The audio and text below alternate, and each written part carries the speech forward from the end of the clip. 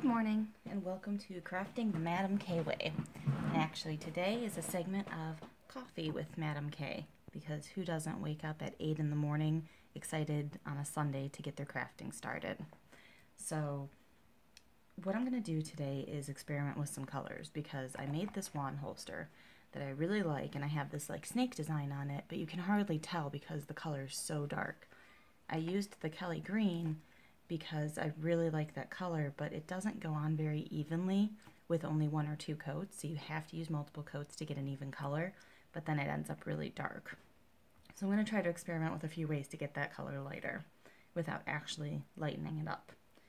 One way is something that I've used on my mahogany technique, which is to put down any sort of highlight, and I think the smoke black is light enough to work, so put down a highlight as a base coat, which is actually going to add hopefully some sort of resisting to where when I put the Kelly green on top, I can wipe off the excess and get a smooth, lighter color.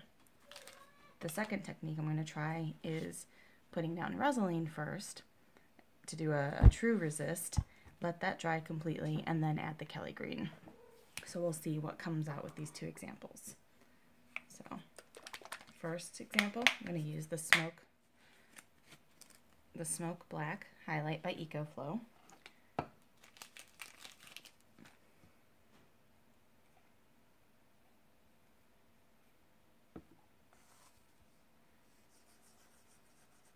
Ooh, my dauber's dried out. And yeah, I know I should be wearing gloves. My hands will probably be dyed different colors of black and green by the time this is over.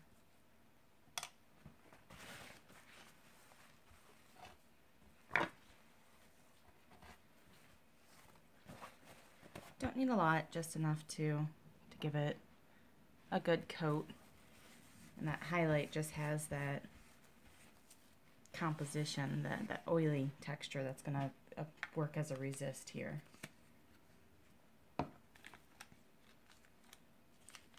And then the second thing I'm going to do is take my Resin.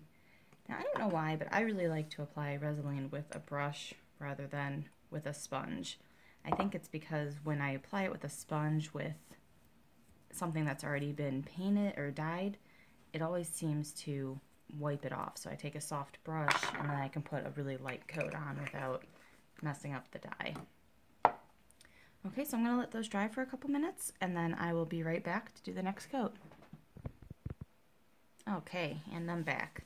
So I literally just let them dry for a couple minutes. I know the real way to use Resin as a resist, you really want to let it dry overnight, but I just let it dry until the tackiness is out. I think for what we're doing today, that should be okay, but that's why it's called an experiment, so we'll find out. For this part, I am going to use gloves because if not, my hands will be completely green by the end of it. Go ahead and get this out of the way. Okay, so I'm going to start with the coal black. Again, I'm going to put the dye on, and just like when I use my mahogany technique, I'm going to put it on really heavy so it really pools, and then try to wipe it off before it soaks in. So really all the highlight is doing is slowing down the rate that it soaks into the leather, allowing me to wipe off the excess before too much soaks in. See how that's nice and pooling.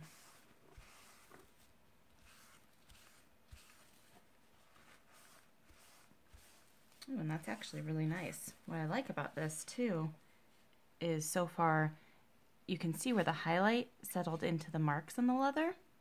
So it has dark marks. And I think that when I do that on my wand holster, that's going to give me dark lines in my pseudo snake skin, which I actually made with a mole foot repeatedly over and over again. That takes a while, but it turns out really cool. Okay, now I'm going to do the same thing with the Resin soaked piece, or coated piece.